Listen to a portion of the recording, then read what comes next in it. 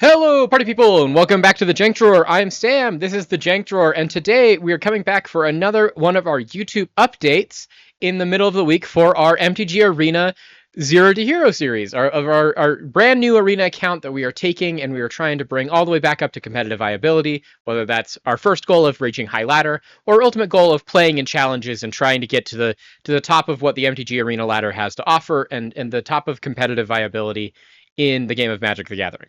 We're rebuilding an entire account from the ground up, trying to build up our entire collection to a point that we think that we can be able to be competitive and do it in a smart and integral way. And as part of that, we need to play a lot of things that allow us to make progress in that direction. We need to be playing drafts. We need to be playing things that help us get more experience and help us get more cards in total to just build out our general collection. And as part of that, every week we come in and on YouTube here, I show you how I play through the midweek metagame of that week. And for us this week, the midweek metagame is Brawl Builder Challenge. So the conceit of this is that we are going to have to play Brawl, which is 100 card singleton, very much like Commander, for people that are familiar with the format of Commander. And then we just have to make sure that our Commander deck is built using specifically any legendary creature that is from the most recent set. So for us, that is Lorwyn Eclipsed. Luckily on this account, we've drafted a couple of Lorwyn Eclipsed decks, and we have a Marilyn, Fey Ascendant, that we are able to use as our commander from one of our drafts. So we have built together a 100-card singleton Marilyn deck that I'll walk you through right now. The general consensus of this is that we are playing Marilyn. She is a 5-mana 4/5 for 2 and a Sultai. So we are playing black, green, and blue.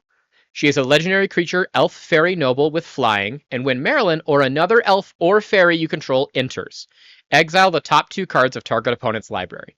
Then, once each turn, you may cast a spell with mana value less than or equal to the number of elves and fairies you control from among cards exiled with Marilyn this turn without paying its mana cost.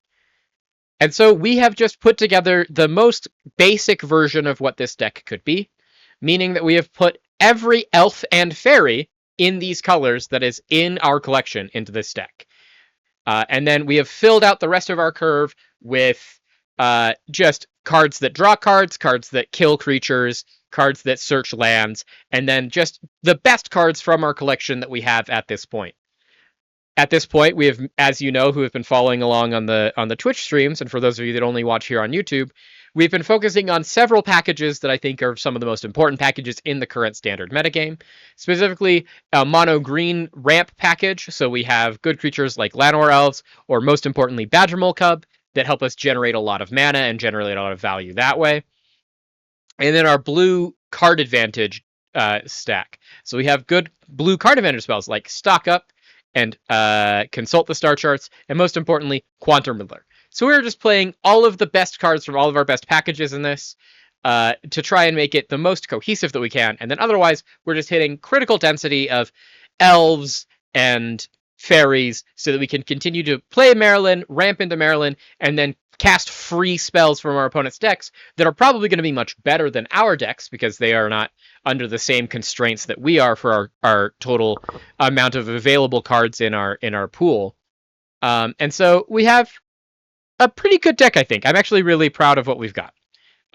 First and foremost, we have Opt, Stairmaster Sprite, Dawnheart Dissident, Infestation Sage, Requiting Hex, Bushwhack, Alchemist, Hedge Whisper, Llanowar Elves, Elvish Effigy. Big things I'm excited here are Elvish Effigy, that works really well. It's an alchemy card that works really well with the elves from this set, making it so our elves get really, really big.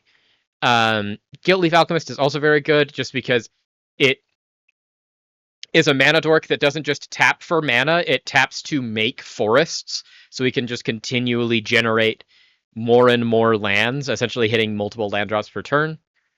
We have notable things in the 2-drops: Detect Intrusion, Change the Equation to give us some amount of cards that allow us to play counterspells.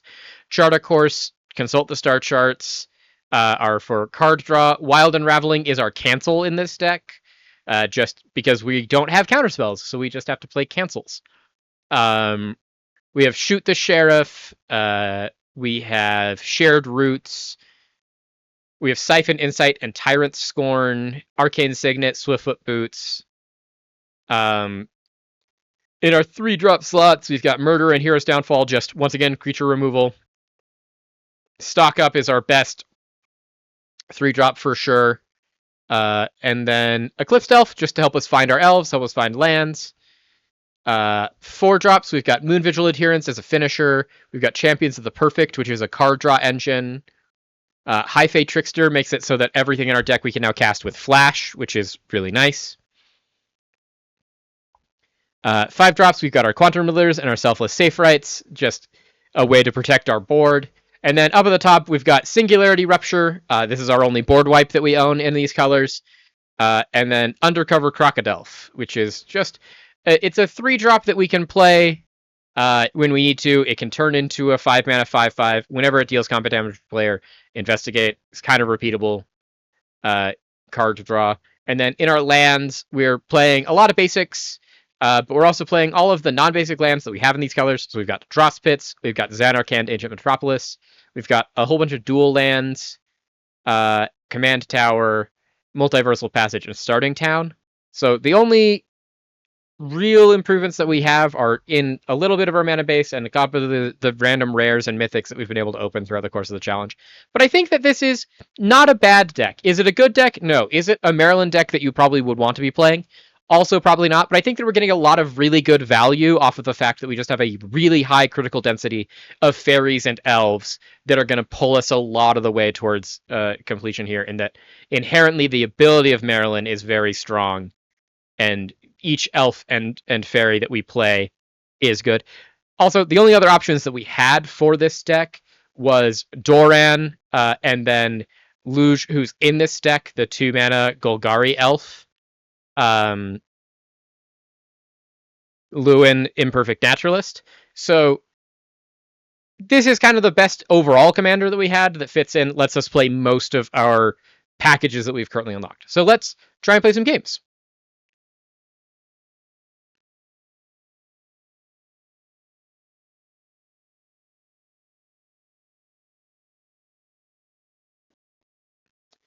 Okay, chat, we have found our match. We're playing Sadava, who is playing Abigail Eloquent First Year. I don't really love this hand. I like that we have our Gilt-Leaf Alchemist, but I don't like that we don't have a green source. Plus, our first mulligans are always free, so I think we'll just take it. This is already great. Gives us an 0/3 on 1. I don't hate this. If we can draw into black sources, so we can play our Tyrant Scorns and our Murders, that would be great, but... Typhoid Rats. Interesting. Our opponent might also have similar collection quality to us.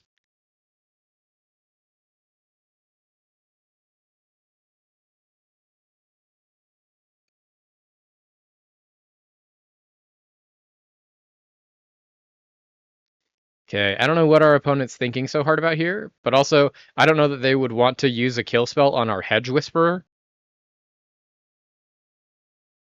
Okay, Essence Channeler is a pretty good pickup.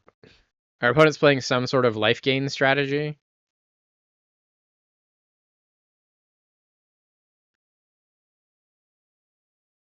Let's play Island, and then we'll play Druid of the Cowl. This lets us use our Bushwhack to get a black source next turn, and then we can use our black source to be able to play our Siphon Insight or our Tyrant Scorn.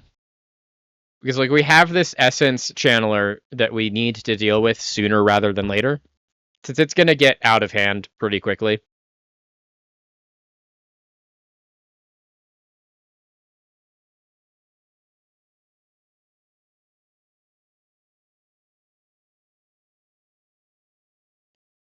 Because like we don't really want to have to, you know, take infinite damage per turn. I will grab a black source that doesn't enter tapped like Murky Sewer.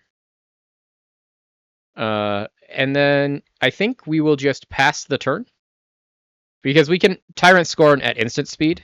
And so if they want to invest more onto this Essence Channeler or this Leonin Vanguard, this Tyrant Scorn will be able to just blow them out if they try to spend any mana into it.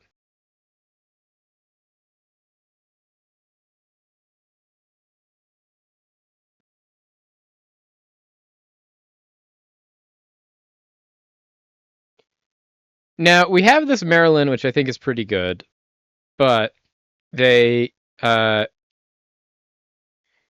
thing is, like, we can't play our Marilyn next turn, and we don't have anything to trigger our Marilyn other than Marilyn herself. So I think it's much better for us to just play this Murky Sewer next turn. We will kill the Essence Channeler. Unfortunately, you get to put its counters on something else. So this Vanguard's going to get really big.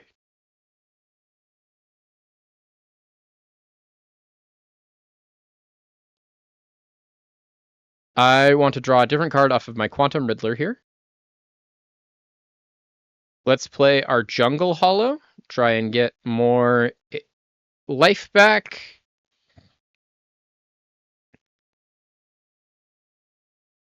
This also lets us cast our Murder next turn, so we can have our Murder for this Leonin Vanguard if we need to. I don't necessarily want to murder a Leonin Vanguard, but...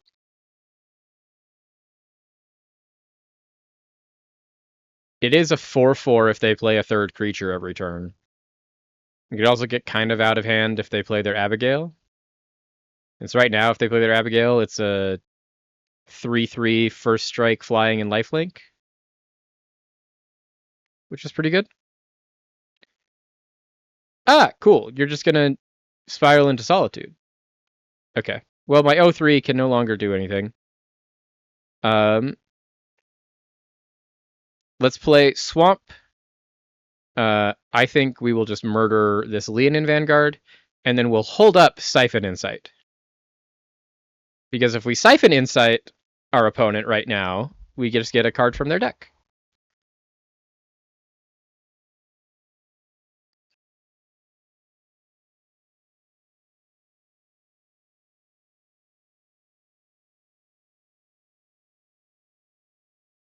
Okay, so they've killed their own Typhoid Rat to exile my Hedge Whisperer, which, I mean, I'm fine with that.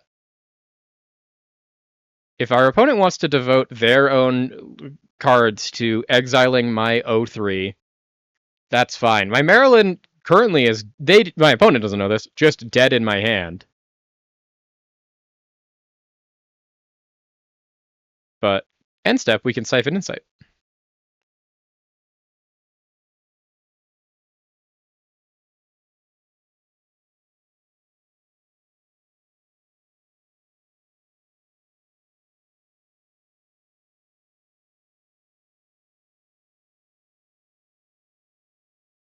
I don't know what our opponent's thinking about so hard here on their second main phase with 2 black mana open. Apparently, they are done thinking about it. I would like to target my opponent here, thank you. Resolve. I think I would rather have this perfect intimidation.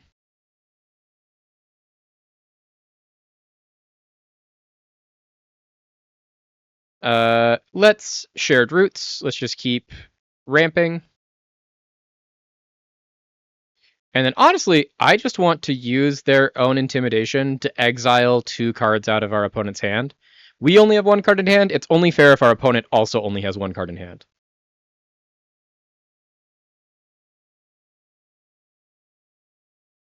Plus, it gives us more information. They got rid of a You Are Not Alone and Moment of Craving. Okay.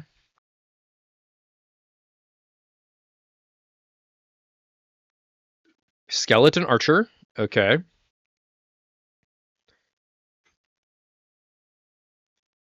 So let's play this forest. Let's play a Quantum Riddler. Just Quantum Riddler gives us 2 cards. Marilyn only gives us 1.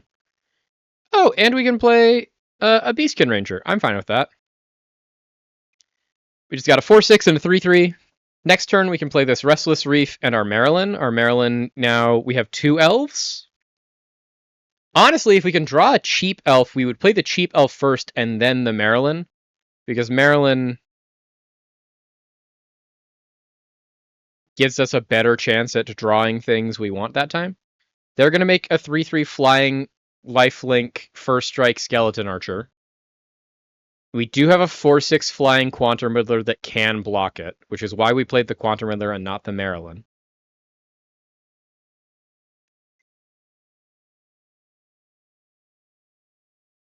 Okay, so they just have a 4/4. We still have a 4/6. I think we're fine with this. If our opponent wants to attack their 4/4 into my 4/6, we will do that every single day of the week. Twice on Sundays.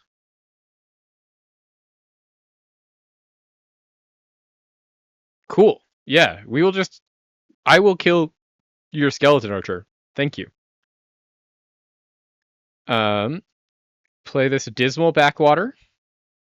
Let's play Marilyn.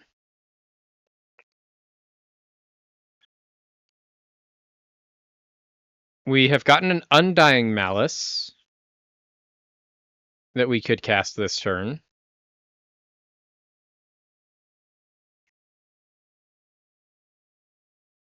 We have a while to come back from, so we'll just attack with the 4/3 trample. I will cast this Undying Malice for free, because I can only cast it this turn. I could have cast it next turn, I guess.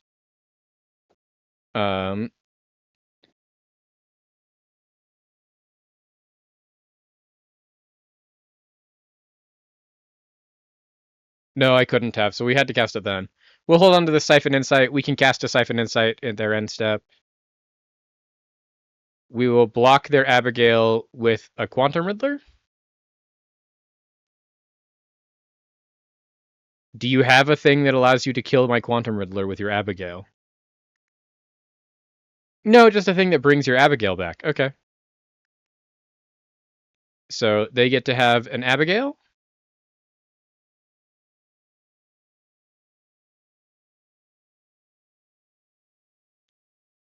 And we can Siphon Insight.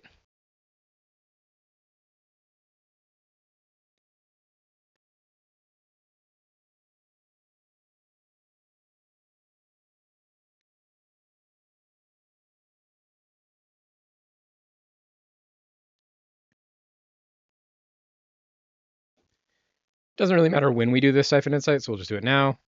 I will grab this Elunda, Saint of Dusk. Let's play Restless Reef. Let's play an Elenda.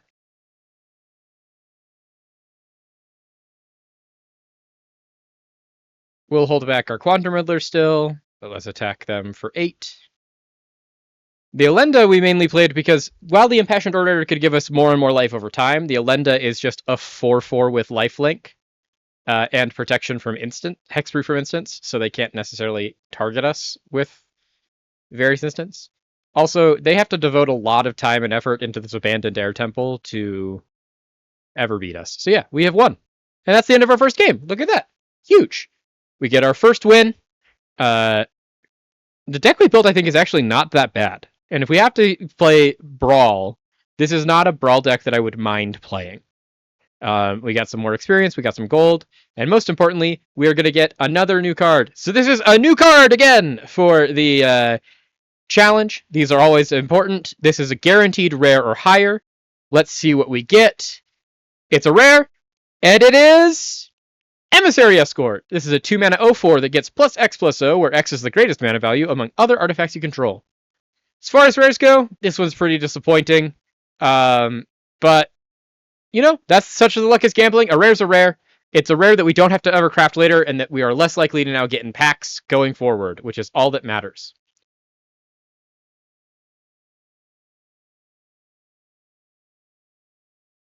Brigid, Klaken's Heart. Okay.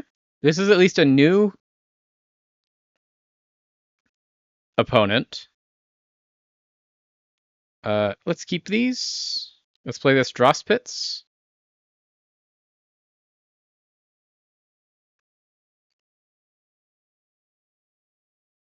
Oh, they actually played a real creature. So let's play our own real creature.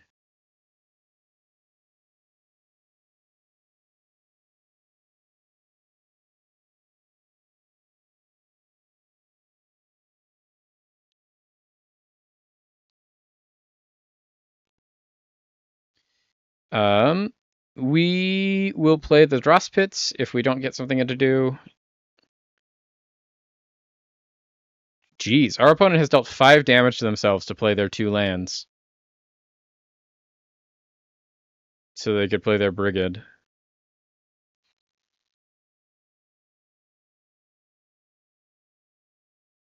We want to do that so that we can be able to have our hero's downfall for next turn. For this Brigade, because this Brigade now taps for 3 mana. And so we just need to kill this Brigade as soon as possible. And the only way we kill this Brigade is this hero's downfall. Are you going to play another creature first so you can... Yeah, so there you go. So now they tap for 4 mana with their Brigade.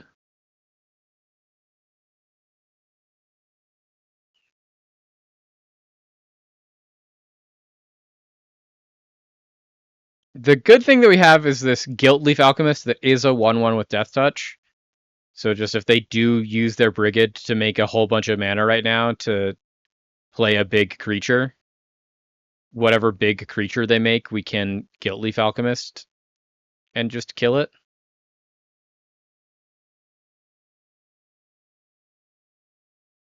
Yeah, and that's just a 4/4 with no evasion. They did find the Mistaz's Chocobo, so they can cast that.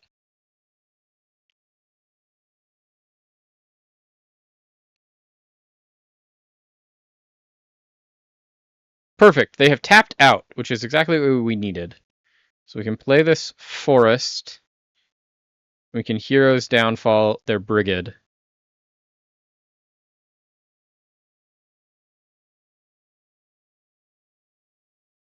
And pass the turn. The annoying thing is that they can just recast their Brigade if they have a single land in their hand. The thing is that they could have played a land after they played their Saz's Chocobo last turn and didn't. Which leads me to believe they don't have... Well, they did have a land. They had an Arid Mesa. Perfect. Okay, so they can just recast their Brigade right now, and we don't have a way to kill it a second time.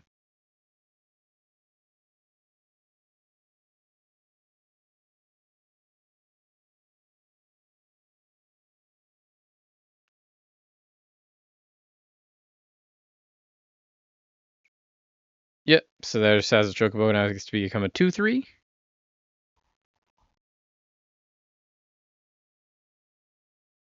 If they want to tap all of their creatures to cast their Brigade, they can.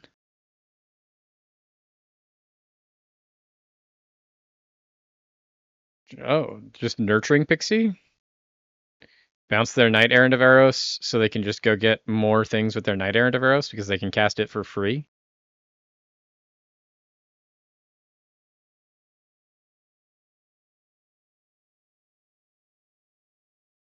Okay.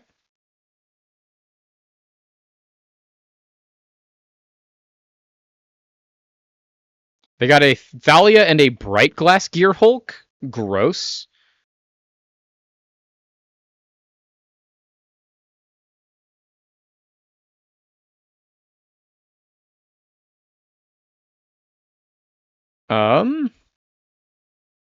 We continue to only have tap lands, so we'll just have to play our tap lands.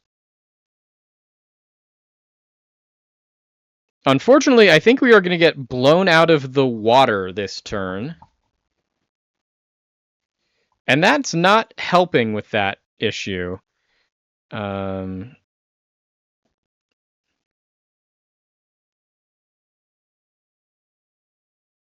think that's better in our graveyard.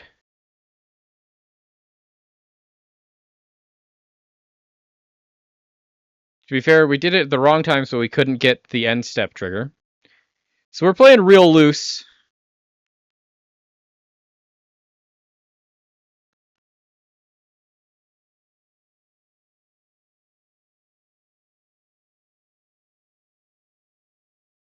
I don't know what is keeping our opponent from just playing their Gear Hulk.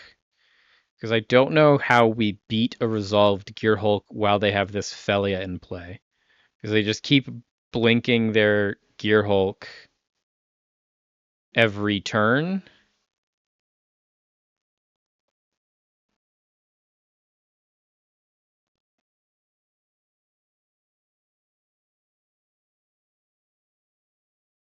What are you... blinking our alchemist. Okay.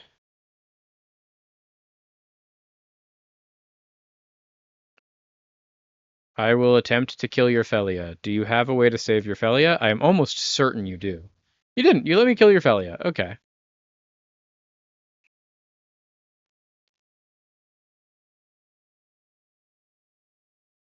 That would have saved your Felia. Which did they choose? They chose their Saz's Chocobo.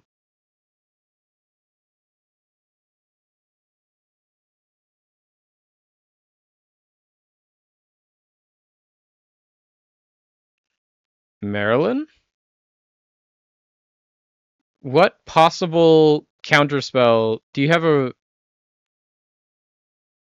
the Reprieve? No, okay. You just got 2 lands. Okay. You have a Coco. Okay. Jeez. Our opponent is playing a very, very good deck.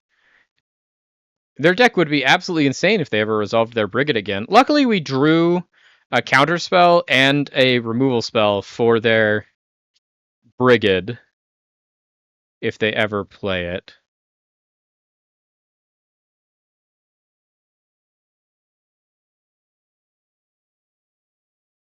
Bright Glass Gear Hulk sucks, but we have to be okay with it.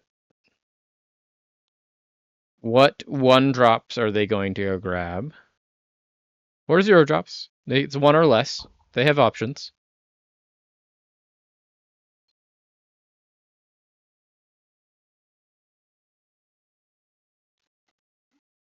They already got their Selfless Saver, their Birds of Paradise, their Dauntless Bodyguard, their Saz's Chocobo, their Nurturing Pixie, their Elves,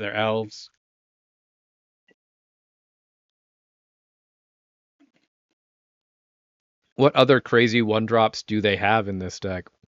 Those are pretty good ones. Pop Patch Recruit and Seam Rip. I'm going to Seam Rip my Guiltleaf Alchemist.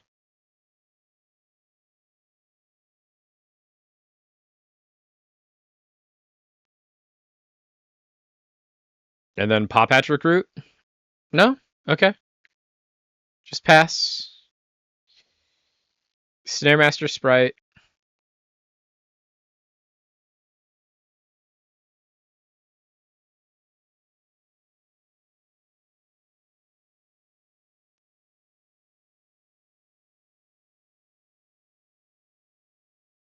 I am going to refuse to pay 2.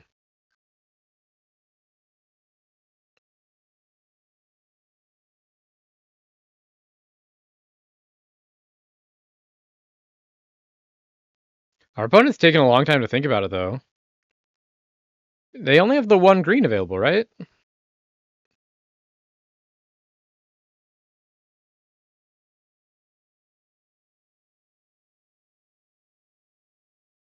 We also got Yera and Oski, Weaver, and Guide. Which, if we play our Moon Vigil Adherents, we can play, but I don't think we want to actually play that card. I think we'd much rather play this Sheltered by Ghosts, and then just hold up either Wild Unraveling or Bake into a Pie, depending on what our opponent does. Because we'd also try to Sheltered by Ghosts eat their Bright Glass Gear Hulk. Our opponent's thinking about this for a really long time.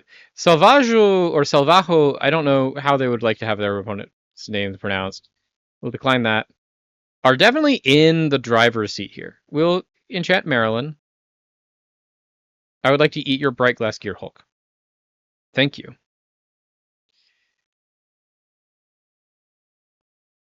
And then we will attack with the Marilyn. And now we're holding up Wild Unraveling if they try to cast a spell that we care about, or Bake into Pie if we have to kill a creature.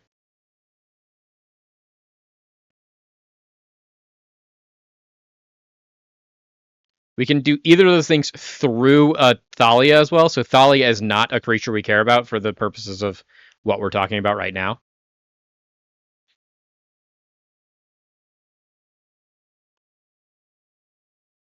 Cards we care about are things that kill our Marilyn. Their Brigade if they cast it again.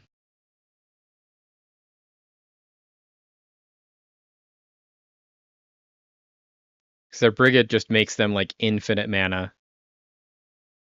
If a Craterhoof Behemoth, anything that makes it so that since their team right now isn't actually that scary, it's individually pretty scary, but it's not the scariest thing in the world. This Dauntless Bodyguard is on Saz's Chocobo, correct? Okay.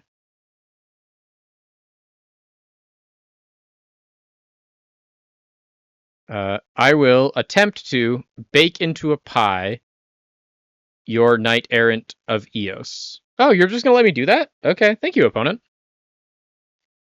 How kind of you. Let's play Wardens of the Cycle. Gives us a Maryland trigger. And we can still cast this Wild Unraveling if we have to. Maybe our opponent has just left. Because they keep roping out. Which, I mean, we'd hate to win off of the technicality of our opponent just leaving.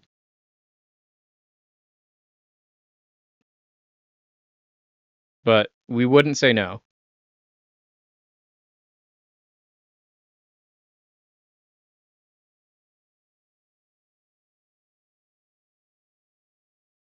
Since there's another rope out from our opponent. Yeah, our opponent just left. Well, it's not how we wanted to win this game, but it is our third victory, and we will take it. It gets us to our final highlight. What is the reward that we get to claim? Drum roll. It is a Crater Stomp. 1 in a red for a Kindred Instant Giant. Crater Stomp deals 3 damage to target creature an opponent controls. Each other creature they control becomes a coward in addition to its other types and gains. This creature can't block giants or warriors. Well, that was our midweek metagame for the week, chat. I hope you enjoyed it. As always, thank you for all your support. I hope that you continue to enjoy what we're making here, both in the shorts and the long form videos and in the streams live every day, 2 p.m. Mountain Standard Time for usually 4 to 6 hours. It's a lot of fun, and we hope to see you all there. Until then, I've been Sam. This has been the Jink Drawer. Take care of each other. See you all next time.